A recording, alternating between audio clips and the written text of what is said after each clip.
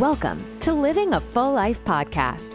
Join us as we explore health topics that encourage raising healthy children, living a healthy life, and living the best life possible. Now, here's your host.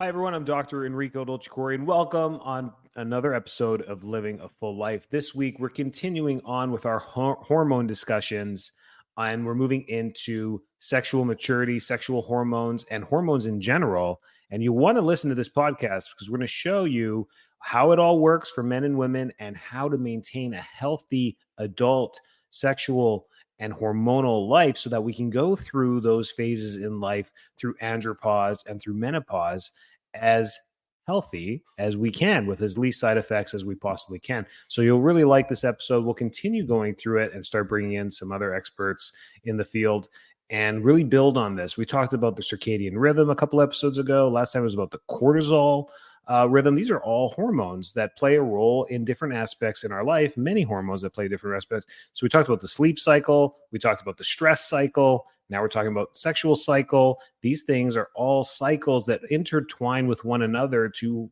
make us who we are and how we function. It's really important to have just this basic understanding of how these things work, because if you know a little bit, you can help yourself a lot. And that's what's great about simple knowledge like this.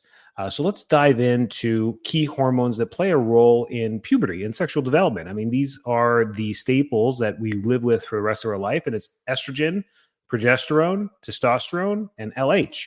And we'll get into them. Estrogen is mainly dominant in women. Men have it too, but this hormone is central to female puberty, regulating the development of the breast, the menstrual cycle, and the maturation of reproductive organs. Estrogen also plays the growth of the uterine lining during a woman's cycle. So the uterine estrogen builds during the cycle. It builds the lining with blood. And then as estrogen drops and progesterone goes up, we have the follicular phase where women go through their cycle. That's where progesterone comes into play. It works with estrogen to regulate the menstrual cycle and prepares the uterus for pregnancy after ovulation and maintains early pregnancy. So it plays a huge role both in the monthly cycles for a woman and during pregnancy as well. Testosterone, it's always been called the male sex hormone, but it plays a role in both sexes too. It's really high during male puberty, and it creates sperm production, deepening of the voice. It helps muscles grow, and the development of sexual characteristics like facial hair and body hair. So that's where testosterone plays its role with the males. And then we have luteinizing hormone and follicle stimulating hormone. So LH and FSH, and they are present in both men and women. These regulate the production of eggs and sperm and stimulate the testes and ovaries and are critical during puberty and fertility processes. So those are the staples of puberty and the hormones that we're going to carry through the rest of our life. And just a quick touch on what they do during the follicular phase or the reproductive phase or the menstrual cycle phase, just to give you a little touch on it. But we're going to show how estrogen plays a role both in men and women. And we're going to show how testosterone plays a role in both men and women. And they both have this up and down effect that works almost like a symphony that's supposed to work on a cycle to keep us in balance. And we'll talk about that a little bit there. So hormones mainly play a role in sexual arousal when they go up and down. So dopamine and serotonin, these are neurotransmitters that play a role in the brain's reward system. You can activate dopamine and serotonin through anything that you like. It could be marshmallows or desserts or food or a product. It could be anything that arouses your brain and stimulates it in a positive way. It's the positive hormones, we call them, our neurotransmitters. So they trigger the feelings of happiness and pleasure. Dopamine surges during arousal, contributing to motivation for desire for sexual activity. So dopamine spikes, and it can lead to what we call the arousal phase. Oxytocin, known as the bonding hormone, promotes the feelings of closeness and intimacy, often released during physical touch, orgasm, and childbirth. The most common place we feel it is childbirth. Right after that, a mother connects with its child like never before and never again, where they're bonded during that time for deep physical touch. So we get the tummy time or that skin time with each other, plays a huge role during that phase. It creates connection. And the only times after that, so men are like, well, hang on, that sounds wonderful. How do I get that? Well, that's where sex plays a role. We get the skin to skin time and the bonding time, which helps increase oxytocin levels, which is a great thing that's produced in the body to help lower stress, calm people, calms the brain. It takes the brain into a completely different dimension for a few moments, which is great to take it away from the constant bombardment of parasympathetic and sympathetic stress, which is great. It plays a huge role in our life. Testosterone is both in men and women. It was always thought as the male hormone, for muscle growth, but it's also crucial for libido in both sexes. So high levels of increased sexual desire.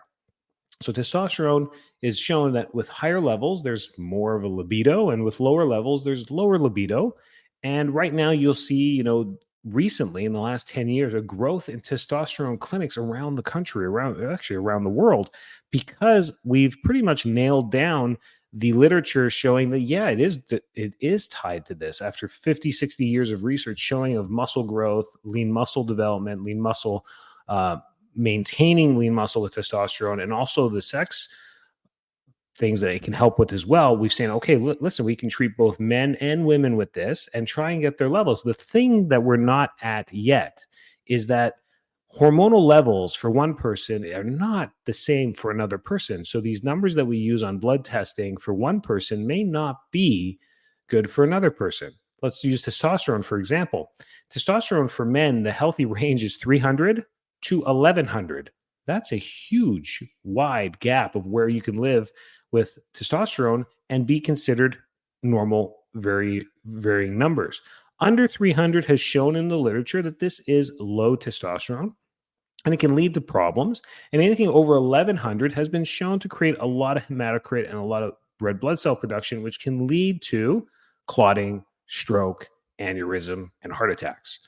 Anything you mess with the blood can do that. So we know that. So that the medical range is like, listen, if you have too low, it can create these pathologies. And if you have too high, it can create these pathologies and you could die.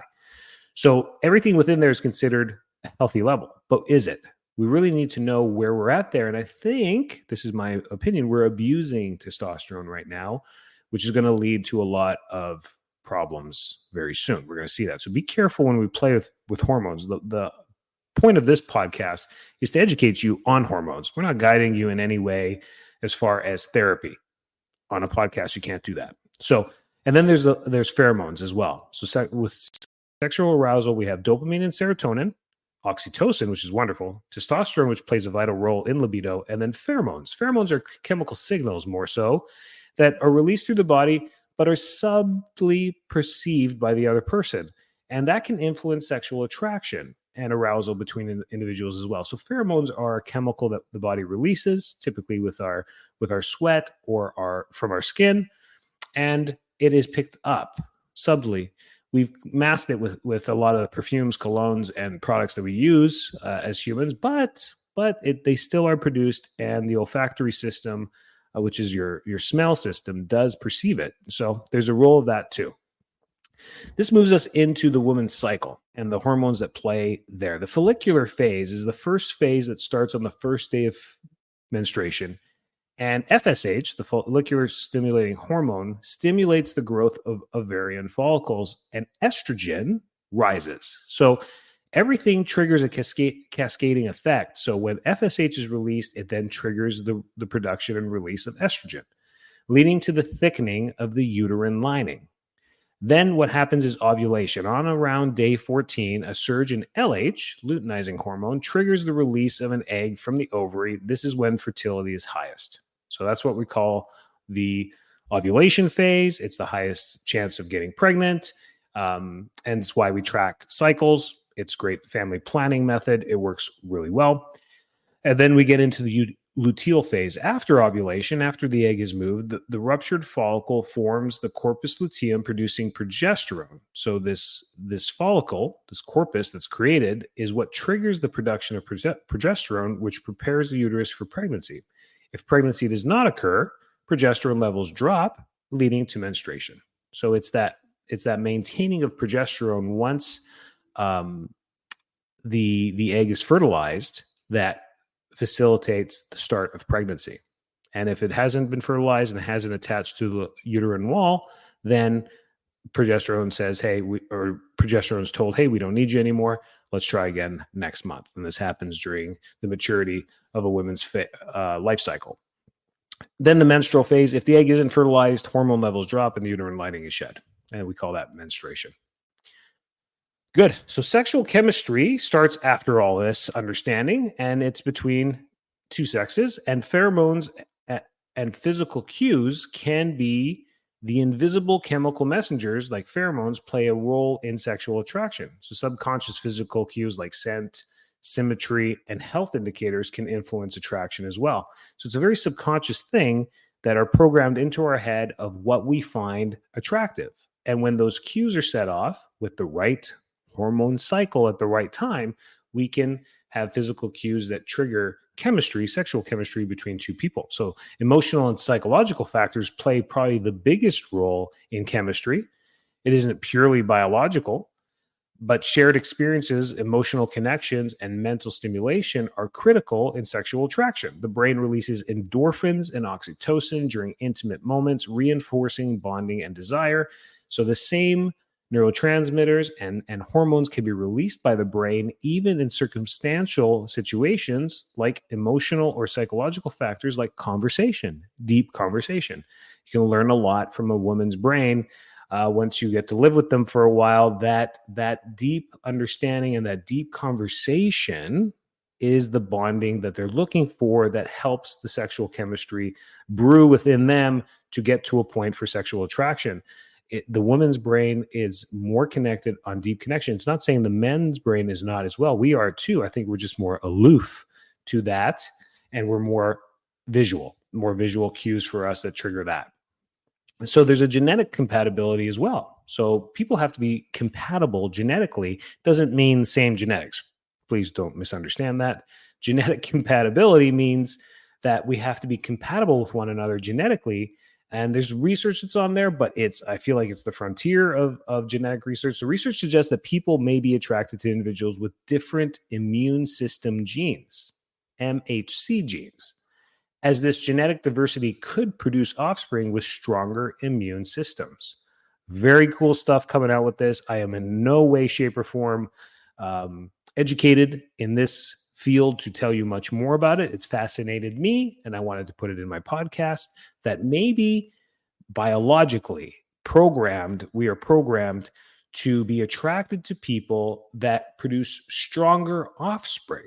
Makes sense. We can go through Darwin's belief system of evolution of the stronger the species becomes, the more its survival becomes, and the weaker it becomes, the more it could die off. There's that. There's the evolutionary theories of just growth of a species. And then there is just common sense theory of like, wow, if we produce stronger offspring, we have a better chance of letting the genetics continue for the species as well. So that is very cool. Maybe keep an eye out for MHC genes and see what literature comes out with that.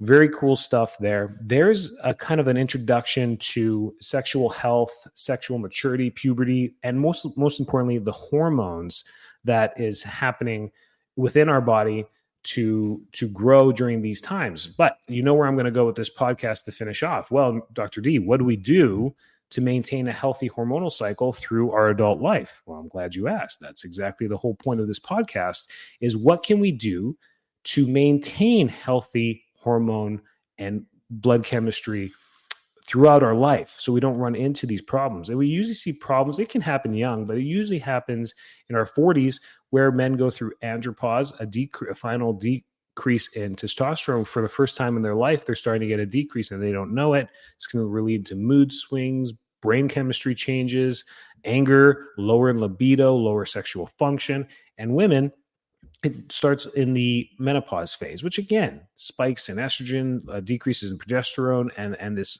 roller coaster can create a lot of symptoms from body temperature control, mood swings, brain chemistry, aches and pains, chronic fatigue syndrome. The list just goes on and on and on. I don't think we've been listening to women for the last 2,000 years on what's happening with their hormones. And a lot of women are speaking up saying, and there's great stuff coming out in the last 20 years on women's hormones. And I think we're listening to women a little bit more here, like being like, wow, this could be hormonal. Let's look into it. And we're not attacking their hormones. There was a phase of biological and bioidentical hormone therapy and hormone therapy. But I think that huge spike we saw 20 years ago of trying to force all women to take hormones has like decreased a little bit. And now they're diving a little bit deeper into blood work and looking specifically in what needs to be supplemented, but not like before where you put everyone on estrogen or you put everyone on testosterone. Kind of remind you of something, remind you of maybe now what we're doing with men and putting them all on testosterone.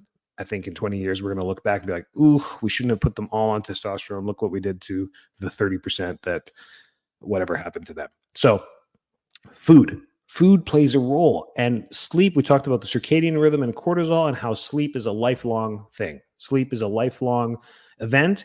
The more regulated it is and the more predictable it is, the better off the person is. Research has shown this over and over and over again.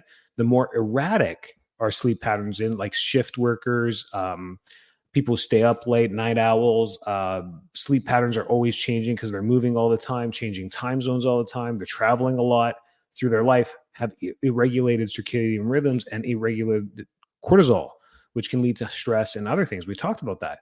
And the way to maintain this is creating normal habits. So a normal habit and regular habit would be a regular balanced diet that you just bounce to every single day of your life and deviate every now and then. That is probably your best roadmap and blueprint to not just only a healthy hormonal cycle, but a healthy life. So balanced diet, nutrient-rich foods, a diet high in healthy fats. Fats play a big role with hormones. Hormones are protein production and fat production because all the cells are made from fat, like omega-3 fatty acids from fish, nuts, and seeds. Lean protein and fiber help regulate hormones.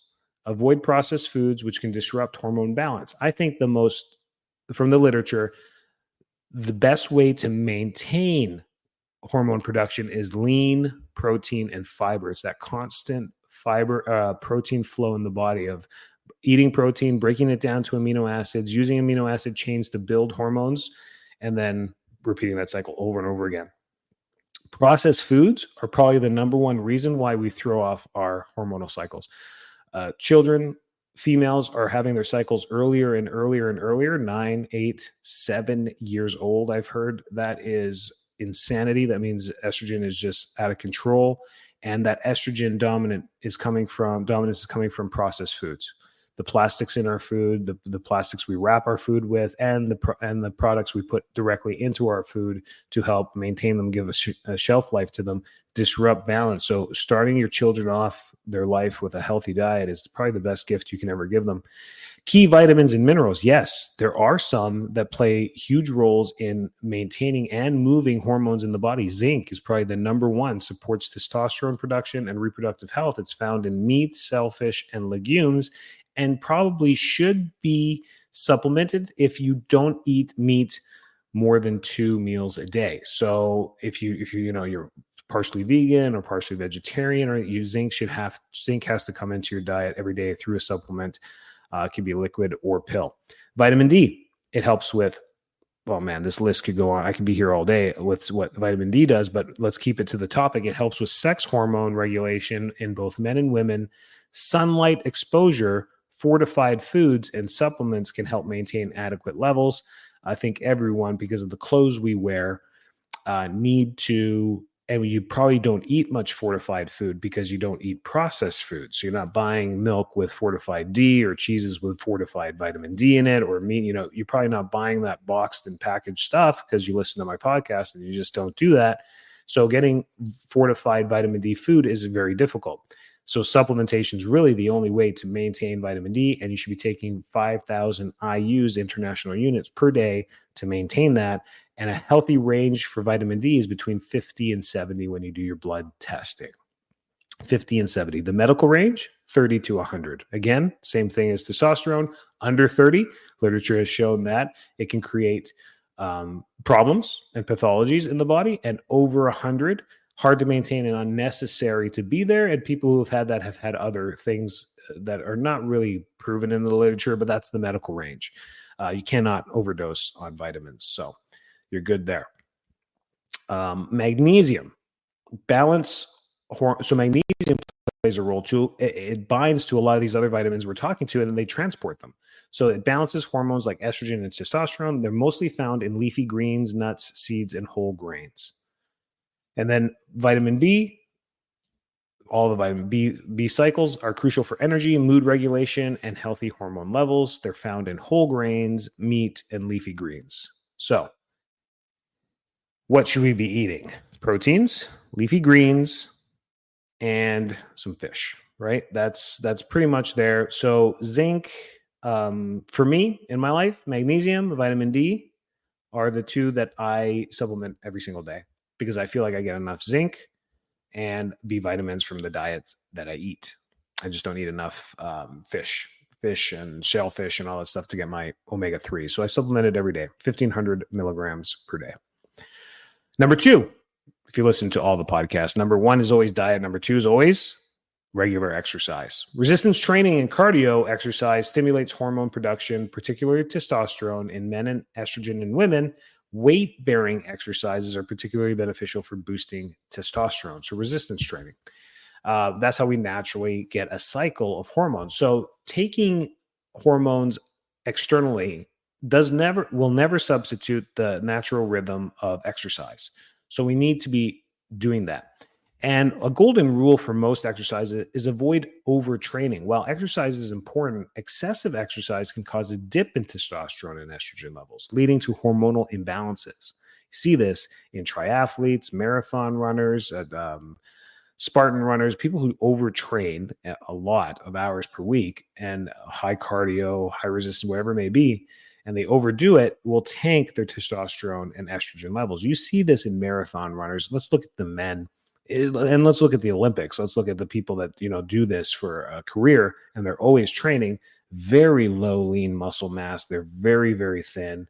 Hard for them to bulk up because they're damaging their hormonal cycle and testosterone. They're actually damaging it. So we see that in those specific categories. For most of us, we don't fall into that, but it's just something to keep in mind. Manage stress. Number three, you've got to manage stress. Is what hormones respond to stress. So the only way you know you're stressed is because you're feeling the receptors of your hormones that have just been released. So if something triggers you, you read a letter in the mail, something happens in your life and you get that instant stress, it's because that's how fast hormones work. Your brain sends signals for the glands to release these stress hormones. You feel them in your body. You get tense, you get tight, your blood pressure goes up, all of these things, you get hot. These are the things that end up happening with stress.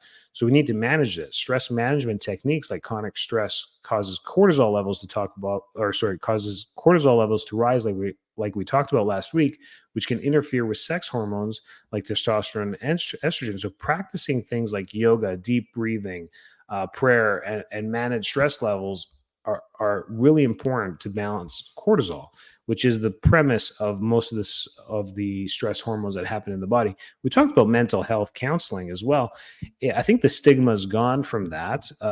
Mental health therapists are standard now. I think they're part of the culture. And going to one doesn't mean you are psychotic or having an episode or anything like that. It could be for maintaining mental health wellness. I go once or twice a month. I try and go at least 12 times a year. I find that it's just someone else to talk to, and I don't really deal with much mental issues or health issues when it comes to that. I feel like it's a true wellness visit where we talk about life and how to manage it. I've learned a lot of skills over the years on how to manage my own stress levels, which is fantastic. So I think even mental health practitioners can go into that list as well. Adequate sleep is how we manage stress naturally. Aim for 7 to 9 hours of quality sleep. Sleep deprivation can throw hormone production off. This is why if we stay up late, we feel groggy in the mornings. It's particularly linked to stress and sex drive like cortisol, melatonin, and testosterone. You start to throw these things all off, it has trickle effect into other systems in your life as well. Number 4, maintaining a healthy weight. Literature is pretty solid on this. Extreme dieting, so being overweight and underweight, can disrupt hormone production, but body fat plays a role in producing estrogen. So maintaining a healthy weight helps stabilize hormone levels. So being really, really, really lean is very hard to maintain, first of all, but you just don't have the stores to control hormone balance there as well. So avoid extreme caloric restrictions. So caloric restrictive diets are used in times of weight loss when we want to try and drop weight for healthy reasons. We are overweight or obese and we want to get our BMI down to a healthy range, or our body mass down to a healthy range, or our fat percentage down to that is fine. And it should be a short-term thing, but long-term chronic undereating can lead to the reduction of testosterone, estrogen, and negatively affect libido and reproductive health. So not good for the young people in their 20s and 30s to do this, because it can really make fertility difficult. So thinking about that. Hormone supporting supplements, adaptogens. Adaptogens you may or may not have heard of, but they're herbs like ashwagandha and maca root that can play and support hormonal balance by reducing stress and promoting reproductive health. So those are great adaptogens. Omega-3 fatty acids come in again on here too. So using omega-3 or fish oils can reduce inflammation and support production of sex hormones. And probiotics. A healthy gut is linked to better hormone regulation, as the gut microbiome influences estrogen and testosterone levels as well.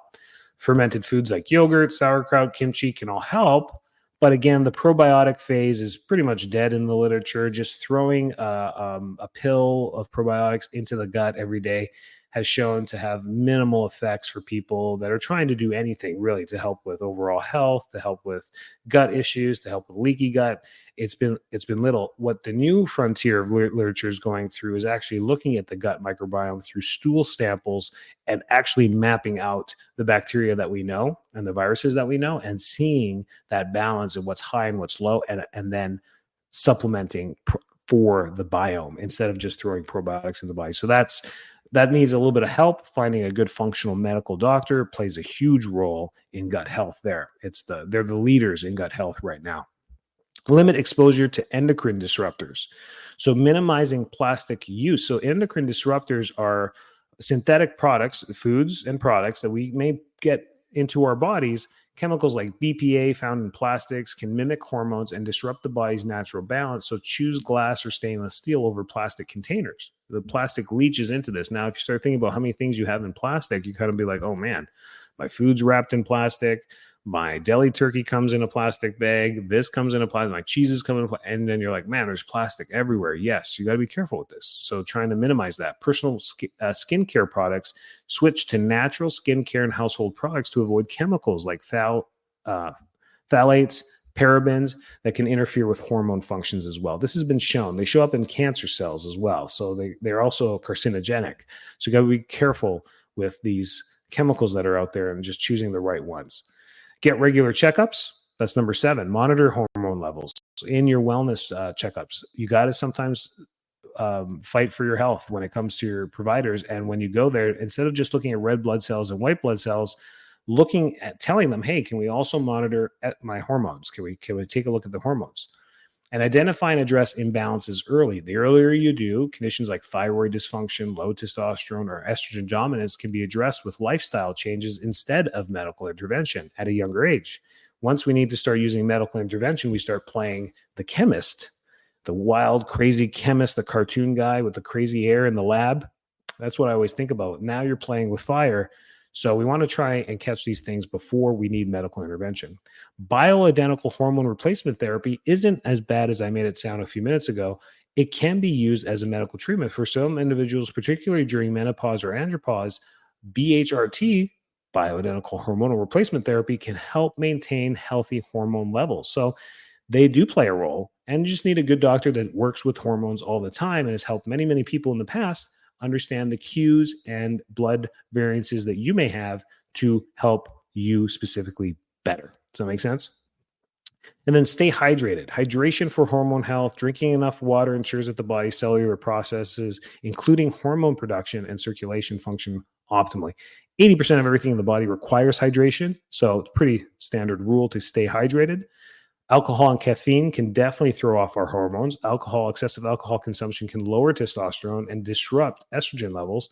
And caffeine, the key here is moderation is key. Too much caffeine can raise cortisol, impacting sex hormones negatively over time. So again, some theories of the chronic coffee usage for around the world, honestly, we drink a lot of coffee. The caffeine consumption is why maybe we're seeing younger and younger ages having trouble with fertility, is because their sex hormones are just out of whack and they just can't get that chemistry connected, and they're having difficulty getting pregnant.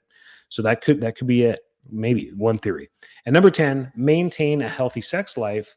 Frequent sexual activity is really important to maintaining hormonal balance. And that's kind of a catch-22, isn't it? Because once we start getting hormonal imbalances, we start to lose the libido, and then that reduces the hormone production, and then that lowers libido even more, and then the lower libido lowers the hormonal production even more. You see, you get into this negative feedback loop. So regular sexual activity can boost hormone levels, including oxytocin and testosterone, and help maintain a healthy libido and balance in the body. We'll dive into more of these into more detail with other doctors and professionals moving forward. This is going to be a really great series moving forward of hormones and giving you a deeper understanding of how to take care of yourself, because you have to be your biggest advocate when it comes to your health. That's what we're here for. Stay well, stay healthy, and reach out to us if you have any questions. Subscribe, like, and share the podcast so it reaches more people. We appreciate that. And you can find us at info@fulllifetampa.com. Thanks so much for tuning into this episode of Living a Full Life podcast. If you're enjoying the show, please feel free to rate, subscribe, and leave a review wherever you listen to your podcasts. That helps others find the show, and we greatly appreciate it. Thanks again for tuning in, and we'll catch you in the next episode.